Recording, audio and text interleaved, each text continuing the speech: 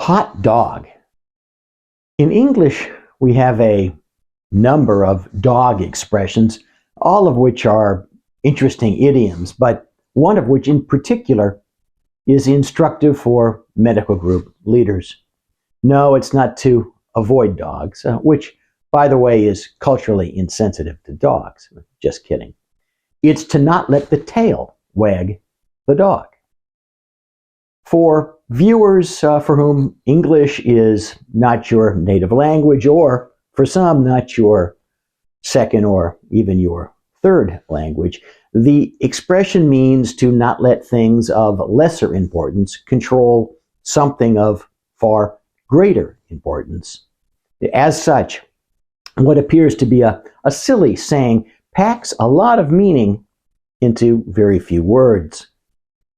Why then do we see medical group leaders pursuing, sometimes at great expense in time, in effort, and in money, things which clearly are tails wagging the entire group's success or even existence, that is, wagging the dog?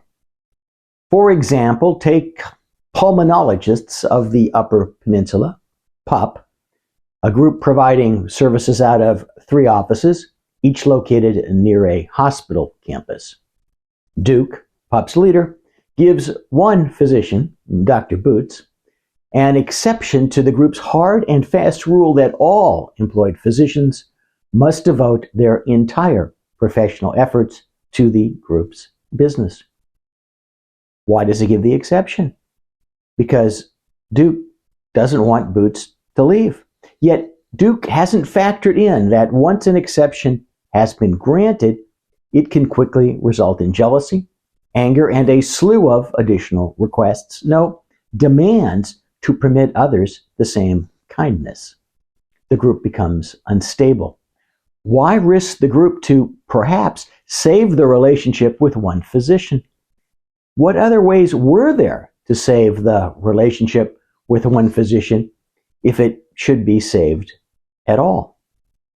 Or consider Spike, a former Sands medal Olympian turned orthopedic surgeon and otherwise control freak who's fixated on creating a joint venture with a not-for-profit hospital. But why, one might ask, when nearly any joint venture with a not-for-profit hospital will result in lack of control, the loss of control, that is. Is it to have one, to have a joint venture?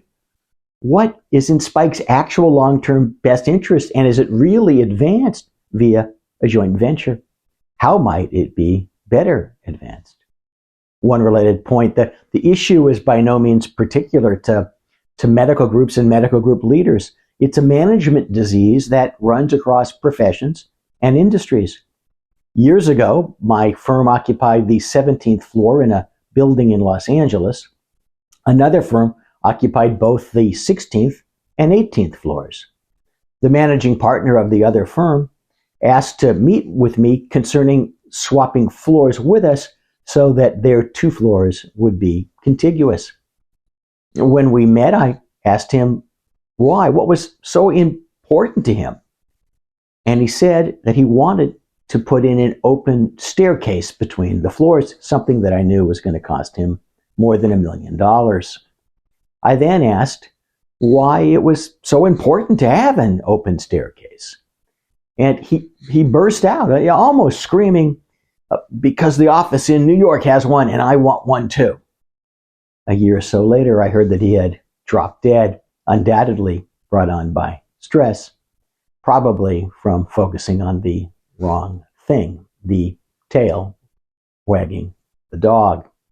Well, the takeaway here for you is that it's essential that you first consider what's most important to your group's success, what truly drives that success, and is what you're considering minor, or at least minor in relationship to it.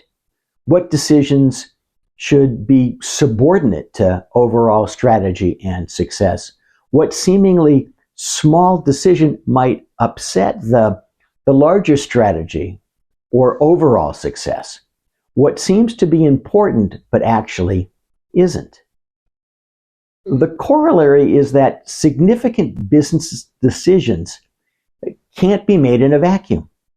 No decision of any import can be made piecemeal. Almost every decision must be made in the context of the group's overall strategy. As I like to say, it's all related.